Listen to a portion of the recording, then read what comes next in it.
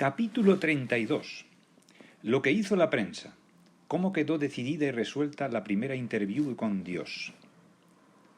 Fin de las campañas. Si con todos aquellos sucesos la humanidad pareció volverse loca, España se había vuelto 6 veces más loca que las 5 partes del mundo reunidas. Las campañas de prensa habían cesado. Ya no había negros ni blancos. No obstante, aún podía observarse cierta frialdad en algunos periódicos de izquierda. Pero esta frialdad iba a concluir totalmente de pronto. He aquí la causa. Un diario comunista, que todavía se obstinaba en las burlas y que seguía encabezando las noticias relativas al asunto con la titular ideada por La Razón y que ya nadie se había atrevido a reproducir. La tournée de Dios. Tuvo la mala ocurrencia de insertar cierta caricatura satírica de la llegada del Supremo Hacedor con una leyenda que decía «El aterrizaje». ¿Cómo en 2 horas pudo enterarse todo Madrid y reaccionar, ponerse de acuerdo y planear el hecho? Imposible determinarlo. Pero es lo cierto que 2 horas más tarde, un gentío enorme invadió la calle donde estaba emplazado el diario, asaltó la redacción y los talleres, sacó a hombros la rotativa, machacó con los pisapapeles las cabezas de todo el personal, prendió fuego a la finca y procedió, en fin, de tal suerte que 40 minutos después no quedaba del diario comunista más que 2 trocitos de un retrato de Lenin y un gato con el rabo chamuscado. Al otro día, los periódicos de izquierda se apresuraban a alabar espontáneamente en primera plana y a 6 columnas el santo nombre de Dios. Uno de ellos fue más allá y anunció que el jueves próximo comenzaría a publicar en forma de folletín encuadernable el Evangelio de San Lucas. Tuvo que aumentar 60.000 ejemplares la tirada. El tema único. Nadie hablaba ni se ocupaba más que del viaje de Dios. Nadie vivía sino para comentarlo, idear conjeturas y hacerse preguntas. Y la prensa se vio obligada a seguir la corriente general, dedicando al tema la casi totalidad de sus números corrientes y de sus frecuentísimos extraordinarios. Interviews. Se publicaron interviews con el nuncio y con teólogos eminentes. Son los jefes de los partidos de la extrema derecha, con los líderes de las de izquierdas. Los primeros se limitaron a repetir que la venida de Dios a la tierra era dogmática, y los segundos tampoco opinaron nada de interés. En realidad, las fuerzas políticas estaban ya incondicionalmente al lado de Dios, y en el fondo cada una de ellas esperaba que el criterio divino aplaudiese su propio programa.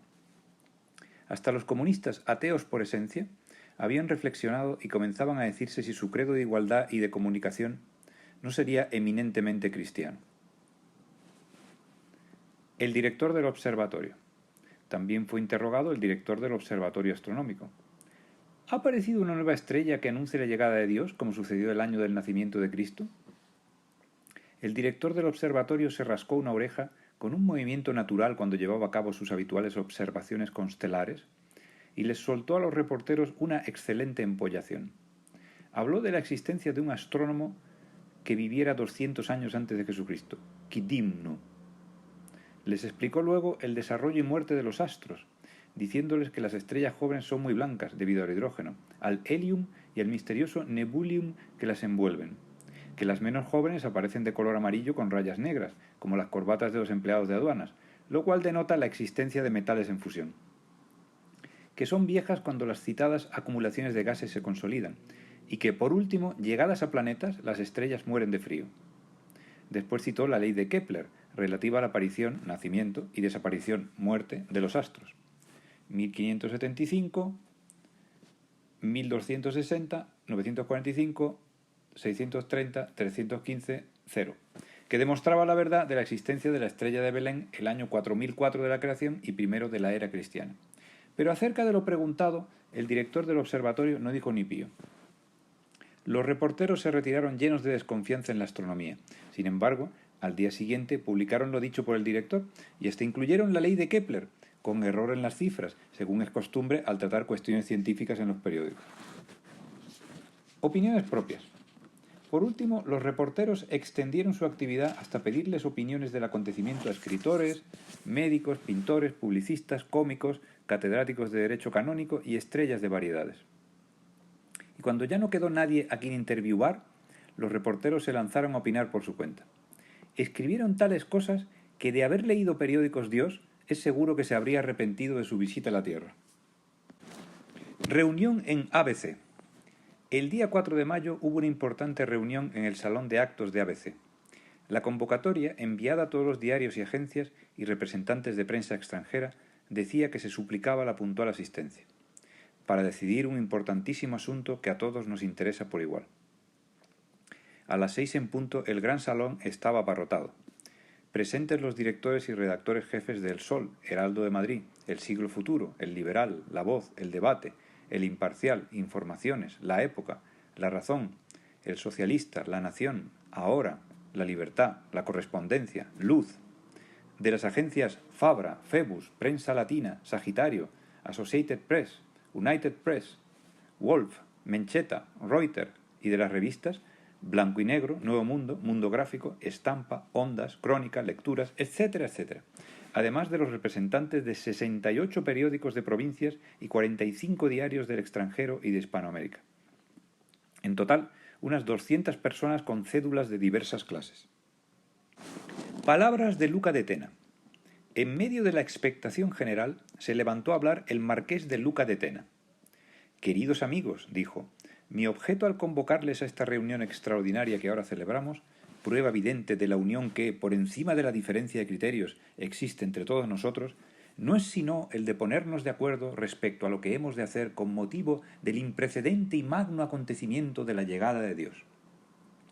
Acto seguido, delineó la situación con palabra fácil y vehemente. «Dios va a venir», declaró. «Madrid, España, Europa, el mundo entero tiene la respiración en suspenso y los desorbitados ojos puestos en el Cerro de los Ángeles. A la prensa española y a los dignos representantes de la prensa extranjera en Madrid nos toca el honor de satisfacer la exasperada curiosidad universal. Pero no basta con dar las amplias y naturales informaciones que cada periódico planea ya por cuenta propia. Es necesario, es ineludible, deber periodístico, por ejemplo, hacerle una interview a Dios». Al llegar aquí, un rumor general interrumpió la nerviosidad del orador. Otra nerviosidad, más amplia todavía, sacudía a todos. Ya lo creo que era ineludible deber periodístico hacerle una interview a Dios. ¿Qué director, qué redactor jefe no había pensado en aquello? ¿Qué reportero no había soñado con lograr esa interview, pisando así de un solo golpe y para siempre la cúspide de su carrera? El director de ABC dominó los rumores para exponer su punto de vista. Había que reconocer que aquella interview era potencialmente imposible.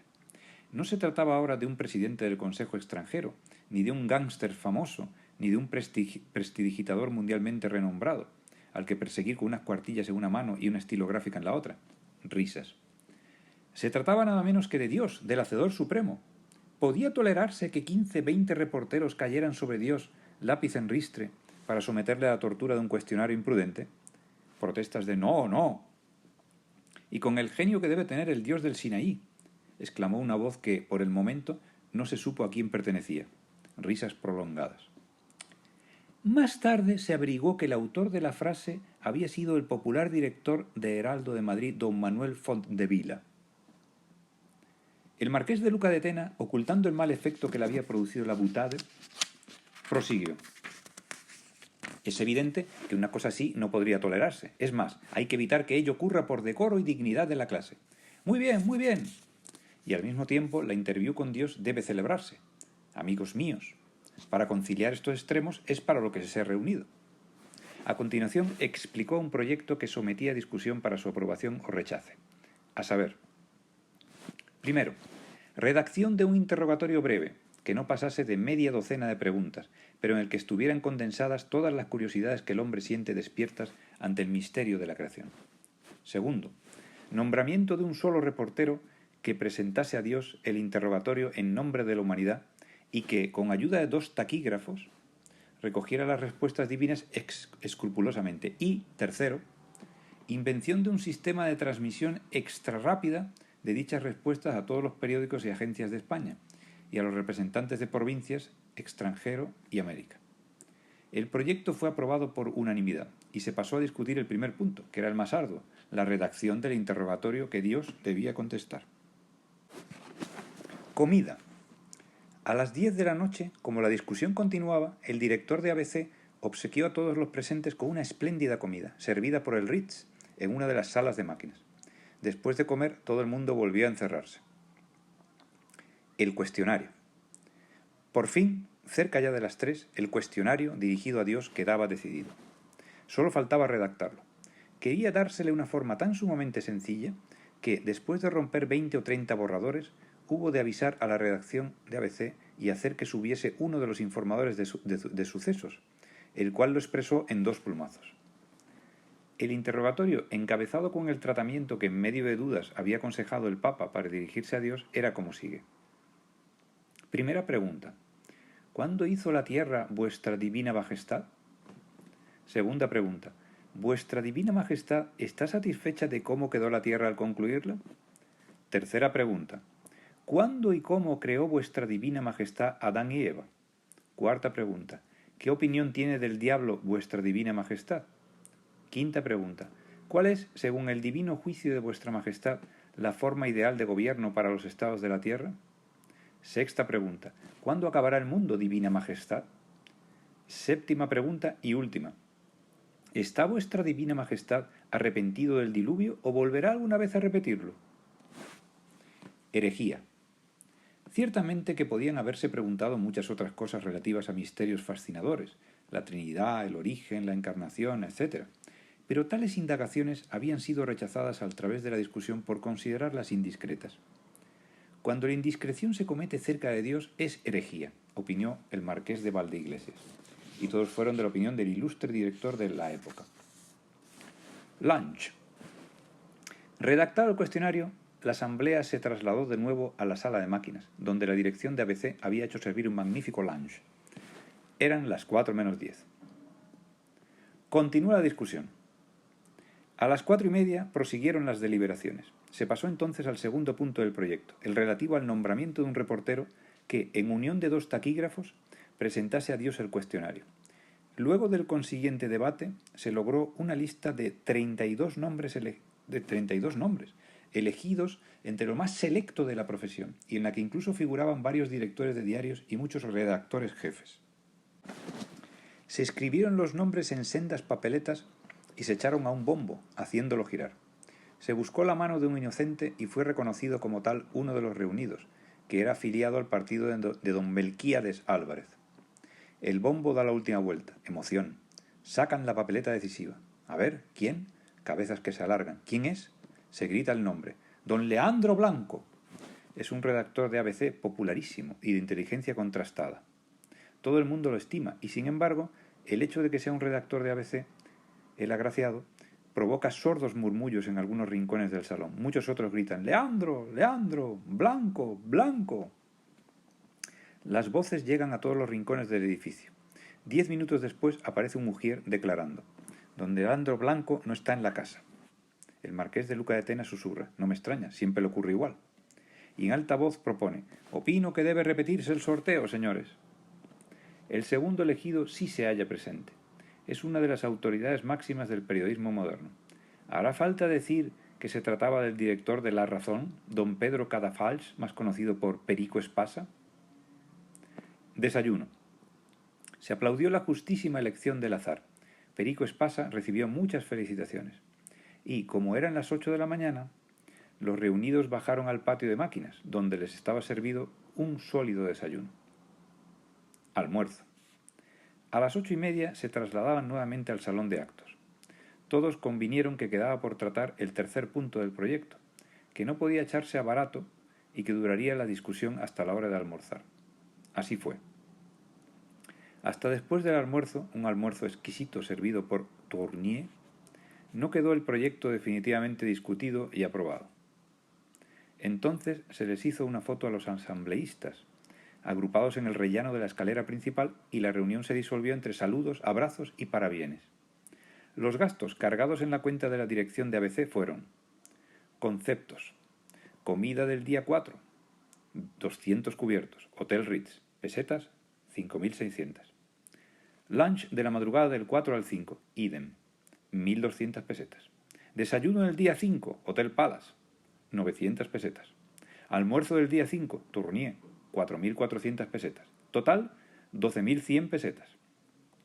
No era demasiado si se considera lo satisfecho que se marchaba todo el mundo.